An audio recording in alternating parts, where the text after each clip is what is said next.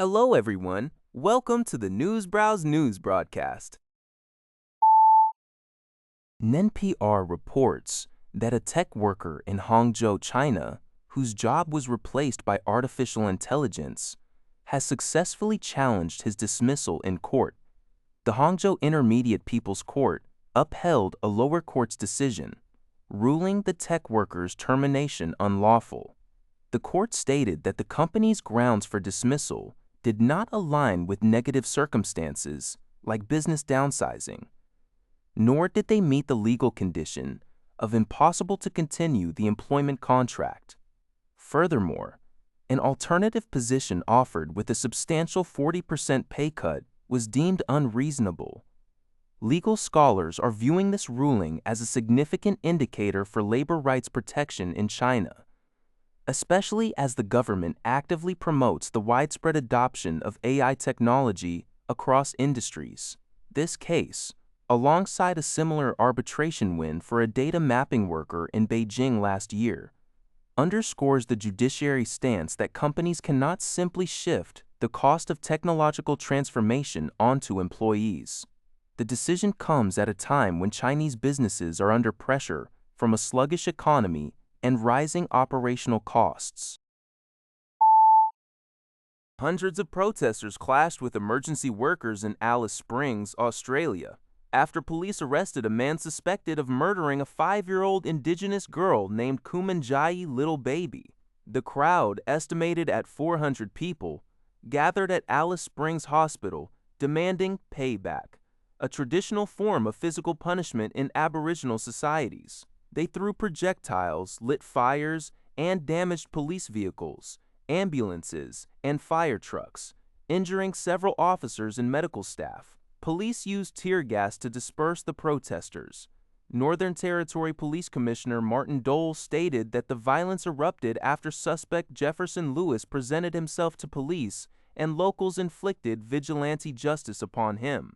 Lewis, who has past convictions for physical assault and was recently released from prison, was moved to Darwin for his safety and is expected to be charged. Prime Minister Anthony Albanese and Aboriginal elder Robin Granitz appealed for calm. A day-long ban on takeaway alcohol and additional police presence were implemented to prevent further escalation. This news comes from Al Jazeera. Al Jazeera reports that over 40 Iranian seafarers have been killed and 29 injured since the United States-Israel war on Iran began on February 28th. According to Saman Rezagay, General Secretary of the Iranian Merchant Mariner Syndicate, IMEMS, the casualties include 22 civilian sailors, 16 fishermen, and 6 dock workers, which he attributes to attacks by U.S. and Israeli armies on Iranian ports and commercial fleets in Iranian territorial waters and the Gulf. Al Jazeera could not independently verify this list.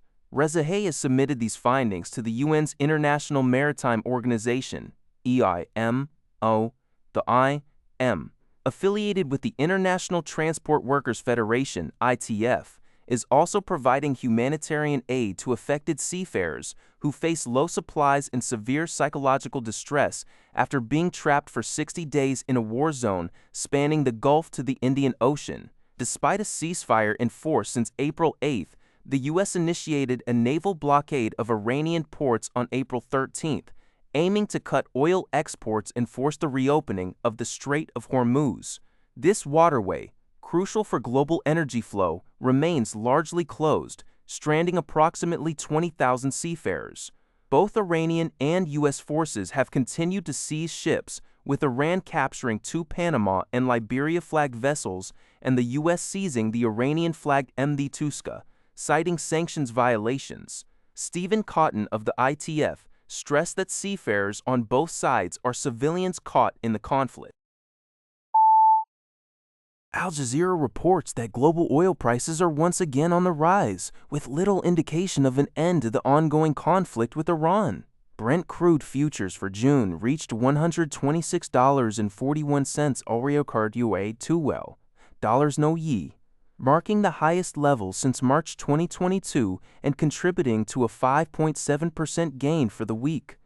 This surge is attributed to Iran's continued blockade of the crucial Strait of Hormuz and the United States Navy's blockade of Iranian ports and crude exports.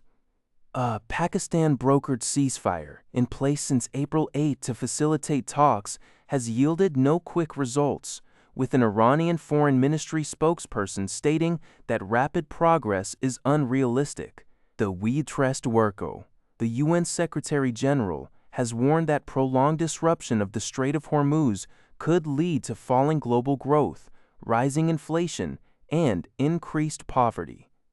Meanwhile, a White House official indicated that President Trump has instructed U.S. oil companies to mitigate the impact of a potentially months-long siege on Iranian ports, aiming to minimize the effect on American consumers.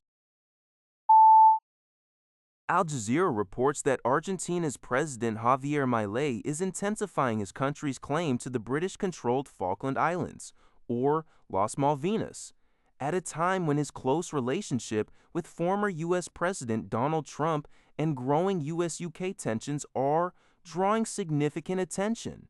Trump has publicly praised Milei, and recent reports suggest the Pentagon is considering reviewing the U.S.'s historical neutrality on the Falklands dispute. This potential shift is reportedly a measure to punish allies, like the UK, for their criticism of Trump's stance on the war in Iran. Historically, the U.S. supported Britain during the 1982 Falklands War. However, experts like Benjamin Gaden of the Stimson Center argue that while Trump's anger might influence U.S. policy, any resolution on the Falklands will ultimately require negotiations directly with the British, not the Americans. Milei's renewed rhetoric also coincides with a significant drop in his domestic approval ratings. That's all for this video. Thank you for watching. See you in the next video.